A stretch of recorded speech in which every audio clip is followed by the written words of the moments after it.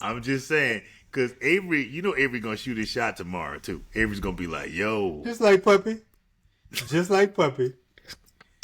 Puppy over there trying to talk to Claire last week. Here's Mama Gilbert. Mama Gilbert getting but hit on by Avery. she says no because I got to go out with this man, and then she asks and say, "Well, Mama, can we go to breakfast?" And she's like, "Yeah." I don't know. I just, as a parent, like I look at it as like you should be able to drop anything for your kids. Unless there's like a lot of, I don't know, something really big on the line. Like I was like, God damn, Mama Gilbert. But I mean, I guess she Or can't. unless as a parent, you suck. You are. She just can't prioritize a child, man. Come Mama on, let's admit it. Mama Gilbert grew as the years went on. But She did. overall, This first episode is like, wow, you are a piece of goddamn work. overall as a mom, she was ass. Man, she is a piece of work. Like I didn't realize it. Like, And notice what I said. I didn't say she was an ass. I said as a mom, she was ass. Yeah. Ass. They kind of tie up things, Mama Gilbert says, "Oh, Whitley, just want to let you know. I gave your number to a few more fellas. I whored you out a little bit more. So why don't you just, you and your little friend, you and your friend Karen, y'all can go out for coffee with them." I'm like, damn, Mama Gilbert, you whored her out, and now you trying to whore out her roommate that you don't know her name. You don't even know her name. Wow. I mean, I after watching this episode, it's like, you know what? I really see. It wasn't just a device. I see why Patti LaBelle's Mrs. Wayne was not digging on Mrs. Gilbert. Like, God. Oh, she peeped her out from the beginning. I must say, this entire episode, Richard Pryor has just been staring at me.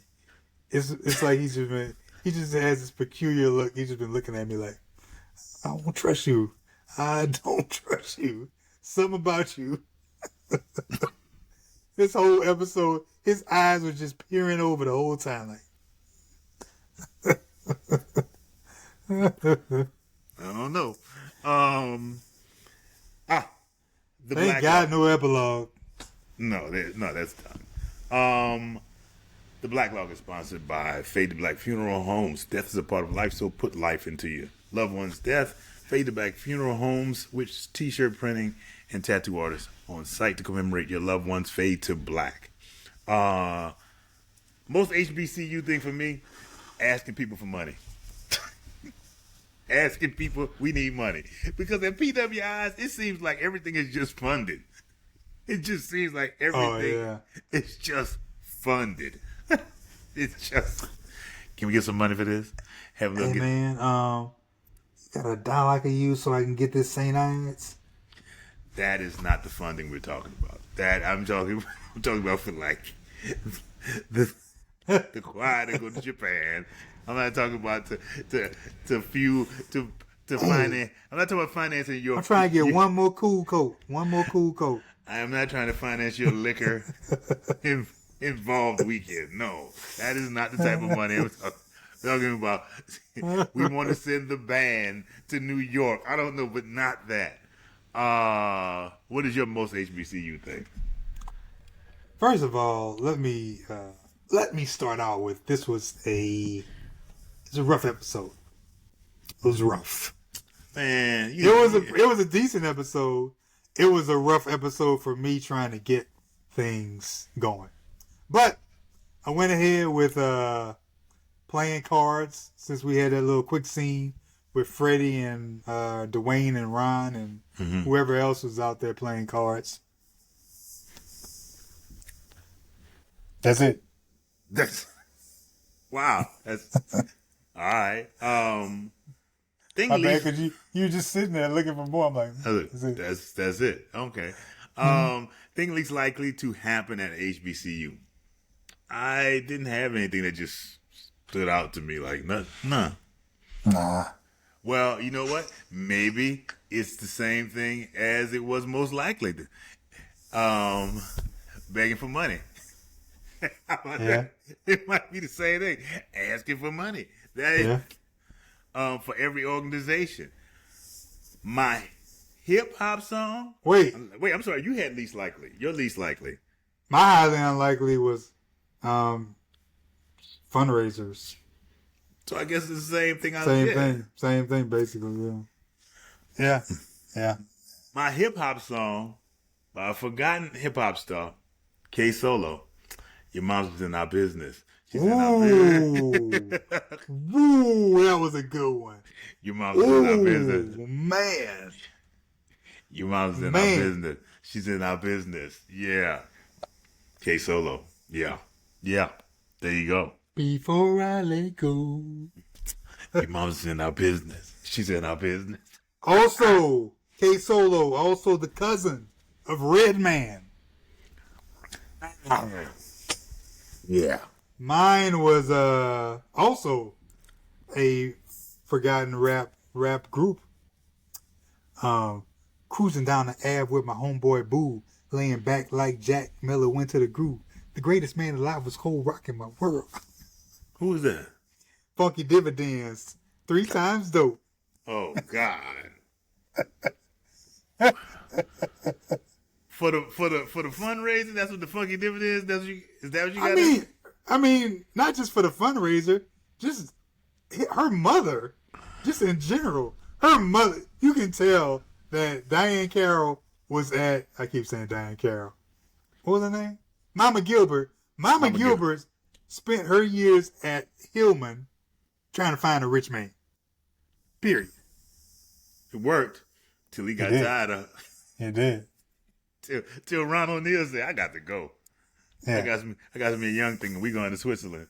Best believe you won't receive no dividends. We did not mention that because Mama Gilbert sat down with Whitley and she was about to drag for her daddy. She's like, I don't want to hear about Daddy and Monica. Mm-hmm. She started that. She cut that off. She cut that off real quick. I don't even want to hear that.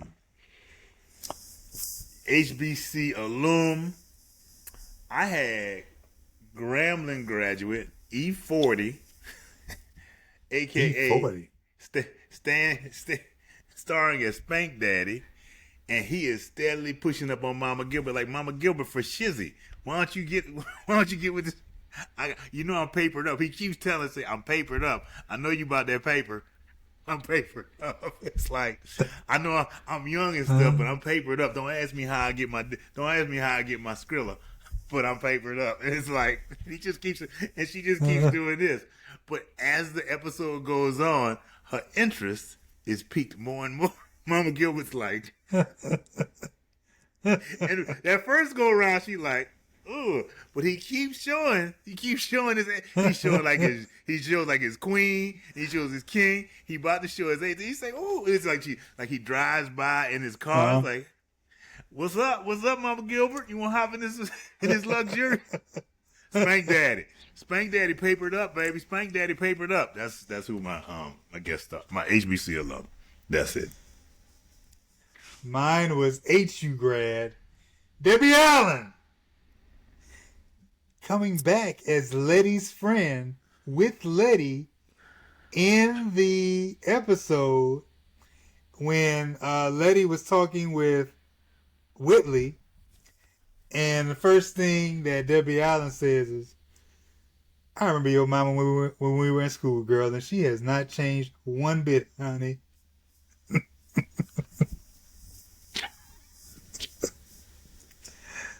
Let me repeat that because I kind of messed it up.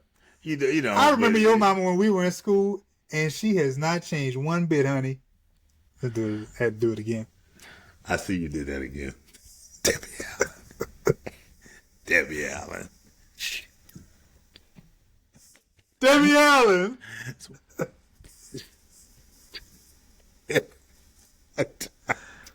I love Debbie Allen, man. Oh man. Well, this episode. Any nostalgia stories? I have none. No, because I like our mama. I ain't got no problem. I like our mama. I'm trying to think. Was it? If I ever met anybody, I don't have any recycling stories. You know, yeah. You I'm know, trying to think. Was there anybody's like? I kept trying to pick out little things, just like I was able to grab playing cards as a small the most HBCU thing. I was trying my best to pull little things out of this episode. Couldn't find it. Couldn't find any nostalgia, which is a good thing. Like I said, I ain't got no problem. Because, like I said, we like our mama. I like our mama. I ain't got no problem. I don't have no nostalgia. Our mama's fine and dandy. She's fine and dandy. I like our mama. I ain't got no issues. I don't want to have any nostalgia for this story at all. So I'm just saying. Despite I didn't find it to be a tough episode, I found it. I enjoyed it. It's just a discovery of rediscovery. I like the episode. I don't dislike the episode. I'm just looking for more. You know what I'm starting to realize more and more, I think, as we go through these episodes, that I may have thought too much of HBCU versus PWI myself. Yeah. When a lot of it's just the same thing. Kids having relationship problems. Kids are drinking. Kids are doing things they ain't supposed to do. They're getting bothered by their parents. Now, the money thing might be a little different. But we're just people. In the end, we're just people. Although, if you go to a PWI, you probably, as a black kid, might be struggling. There's some differences. There's social differences. Like next week's episode, it's Greek to me. There are Greeks on PWIs, but it is not like at HBCU. It is nothing like at Howard. It is nothing like Howard University, where the majority of the Greek sororities and fraternities began. So it's different. It's totally different. There's some things that is just different. This episode was in 89. So my chapter of Omega Psi Phi Fraternity Incorporated was still off campus.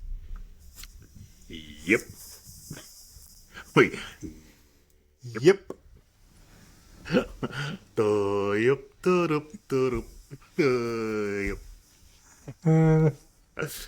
Oh man.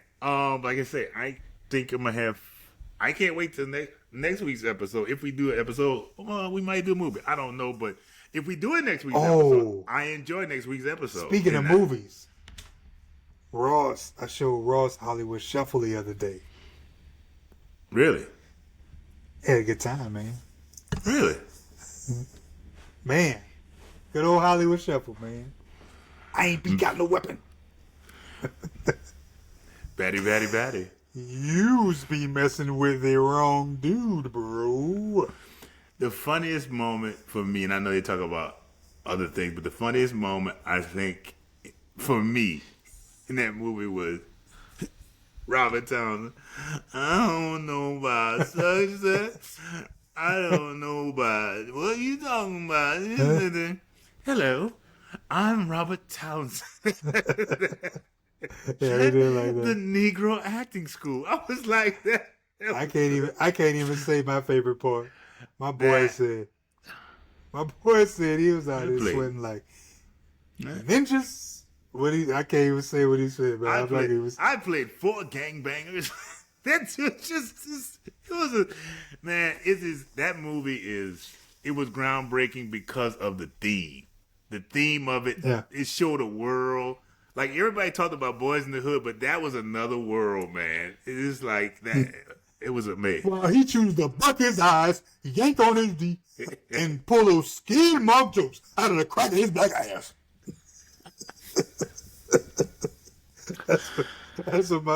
That's my favorite part, man. Oh, man. Do they pay you? We were dying laughing, bro. Every time I see that part, bro, he was over there. He said, "You over there? You over there, Bobby? You over there, brown nosing Bobby? You brown nosing Bobby?" Man. He said, "Why he choose to buck his eyes?" Yeah, he was angry. He was very angry. That's Paul Mooney, right? Was that Paul No, Paul Mooney was the calm one. Oh, he was. Paul Mooney. Yeah.